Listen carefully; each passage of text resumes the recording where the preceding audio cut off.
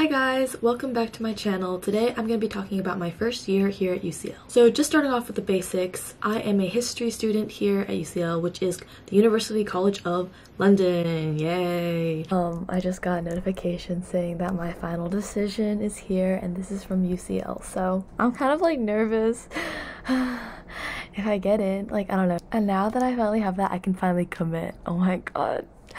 Okay. I got an unconditional offer from UCL. Oh my god.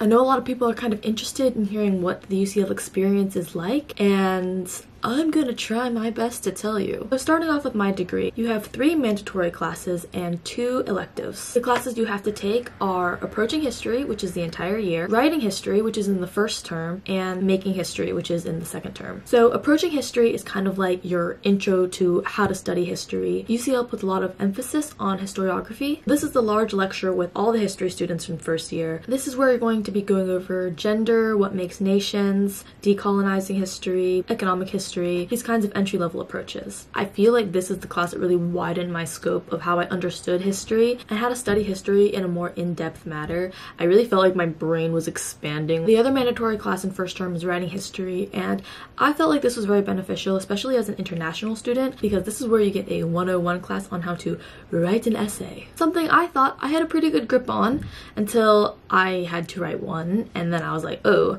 I do not quite understand the collegiate format of writing here. So that was a bit of an eye-opener for me. I didn't do poorly. I think I got a 68 on that essay, but it was a bit of a struggle at first to really understand like what I was supposed to do. After I had that one writing history module under my belt, I did feel more confident in writing my other history essays, which is what you're going to do during this entire course. You are only going to be writing essays. The last mandatory class you're going to have to do is Making History. This is actually project-based, and you're going to be assigned a group to work with.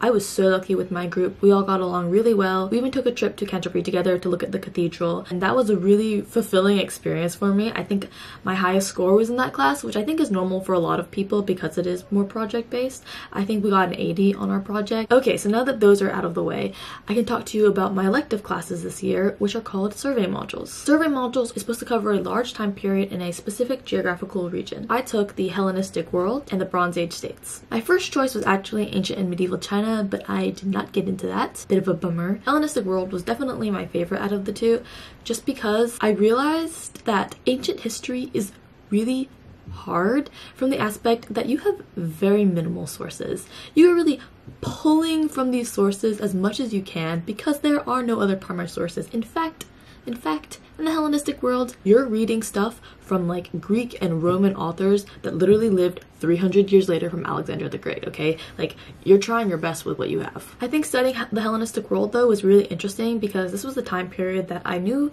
basically nothing about before taking this class. I think it's a really influential transition period from classical Greece to the Roman Empire. The Bronze Age states was a bit of a struggle for me, I think, to really connect with the material. I think it's because it was so far back, like ancient Mesopotamia. I found it a bit hard to become like super invested in the material, even though it was really interesting. This course actually gave me a really good introduction to material history, which I think really benefited me for when I got my Laidlaw internship this summer, which is about material objects regarding medieval magic. So I do have to thank the Bronze Age states for that. As for my professors for both courses, they were both really nice, very helpful, responded to emails. I don't know, maybe I have low standards, but I felt like the teaching was good. I learned.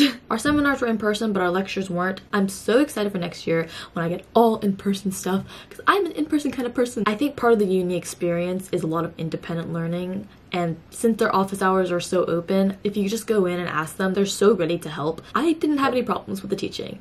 I did slightly have a problem with the amount of strikes we had this year. I did not realize that there were going to be so many, and while I agree with what they're striking for, I think in total it might have been 3 weeks of strikes, not at the same time, but it did definitely mess up second term a bit, and that was a bit sad. But that's not really specific to UCL, it's more of a UK thing, so I wouldn't let that specific thing deter you. For the workload for for these classes, I thought it was very manageable. To be fair, I think first year they're kind of just trying to let you dip your toes into the water, let you kind of try to figure it out for yourself. Don't quote me on this, but I think I've heard that first year is only 10% of our overall grade. So it's really just a time for you to acclimate to how to study in uni and how to like live on your own. I'm gonna say maybe around 200 to 300 pages a week, roughly. Another thing about the academic side of UCL is that there's a lot of places to study. I slowly over the year gained more places. Of course, everyone starts up at the student center, but then once that gets like crazy crowded, you kind of have to branch out a bit. And I really like the archaeology library, School of Eastern European and Slavic Studies library, IOE, Institute of Education. There's a lot of different options, which is nice. And of course, you know, there's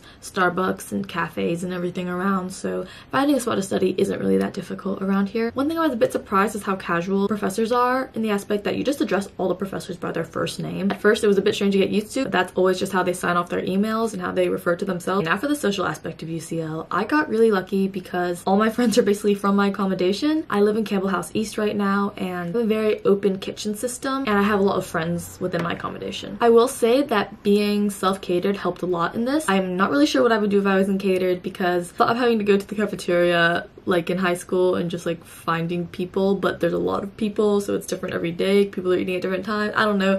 It sounds very stressful to me, and I really like just going to the kitchen, making my food, talking to my friends, chilling, you know. I think if I didn't make friends in accommodation, it would be difficult, purely because UCL is a really big place and it's kind of hard to make friends on your course, especially for us because we just went in for our seminars, and when we went in it was just immediately start learning, and so there's not really a lot of time for like social talking at all, so we didn't really get to know each other that much. But I'm sure clubs people made a lot of friends. The thing is I can't quite speak on this because I already had my friends before clubs started. I didn't really feel the need to go to clubs and make friends. I was really big into clubs in high school. They were one of my favorite parts. I think because you get such a nice close little community in whatever you're doing. I like adored my literary magazine in high school. It is different here because the clubs are a lot bigger. UCL is a big place and it's not quite the same nice little cozy environment. And also the clubs here are pretty much entirely student run, which sometimes I felt like lacked a bit of organization. But the nice thing is that there is a really large variety. Like I joined bubble tea society, that was cool. I did feel kind of left out of the club aspect of uni life. I think next year I'm really going to try to get into hiking society, maybe crochet society, maybe try to be a bit more in writing society again. I'm sure if you talk to someone else, they can tell you about a better club experience and how all their friends are from clubs. This is just my experience. I can say that two of my good friends are in K-pop and dance society, so it was really cool to go to their showcases. One thing I was a bit worried about social life was finding people that didn't really drink or go clubbing. I don't really like to drink. It's legal here, and I was thinking that everyone was going to be like a major party person, and that's not the case. I don't know why I thought that, because of course not everyone's going to be a party person, but if you are worried about that, don't stress too hard because you're definitely going to find your people, especially when everyone who likes clubbing leaves the accommodation and you're only left with people that don't like clubbing. So, you know, oh, whoops. There you go. One thing about UCL is that it's a really international place. I would say half my friends are international, half my friends are home students. I thought that was kind of cool because on one hand, yeah, you do get to learn a bit about British culture and you do get to ask them questions about what it's like here. And then on the other hand, you have your international friends. It's like, whoa, like these people are from all over the world. Like it's actually such a crazy concept that we all go home this summer to different countries. And the last part of this is going to be about living in London. I was actually between Durham and UCL during my college applications, and I chose UCL because of London pretty much. I experienced everything that London has to offer, like restaurants and museums. I do not regret that decision. I think I would have been very bored in Durham, unfortunately, and so I think I made the right choice for me. After a week or two, the tube is pretty easy to navigate. I really recommend downloading the City Mapper app because that is what I still use, and I don't really need City Mapper anymore to kind of navigate myself around central London. There's also contactless payment for everything, so you don't have to carry around your wallet if you don't want to. I have all my cards in my Apple Wallet, so I just go around with my phone. I will say that there is this mentality that, oh, you'll never be bored in London. London has everything you could want,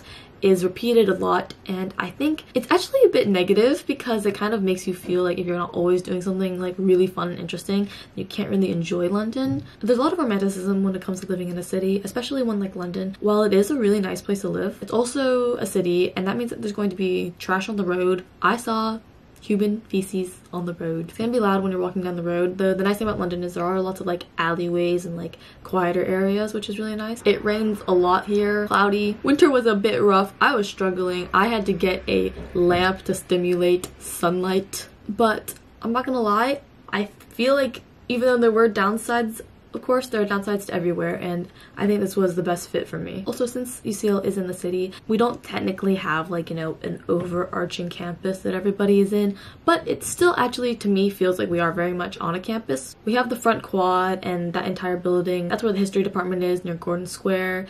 All the buildings, even though they're not maybe on like a set campus, are all quite close to each other, and my accommodation is very close to uni as well, so I still feel like I'm on a campus, even though I might technically not be. And that's gonna be a wrap on this video. That's pretty much everything I think I have to say about UCL, but if you have any questions, just comment them and I'll try to reply as fast as possible. Do I recommend going to UCL? Yes, I really liked it. It's a lot of fun. First term, we were all definitely in a very much honeymoon phase, both academically and socially, which does kind of, you know, wane off a bit during the year. But I think that probably is the case for any university, and I really enjoyed going to UCL this year. I will be here also during the summer for my internship, so I'm a UCL year-rounder. I kind of feel like Harry Potter when everyone goes home from holiday and he's just like still at school. But yes, I hope this was helpful, and I'll see you guys in the next video. Bye!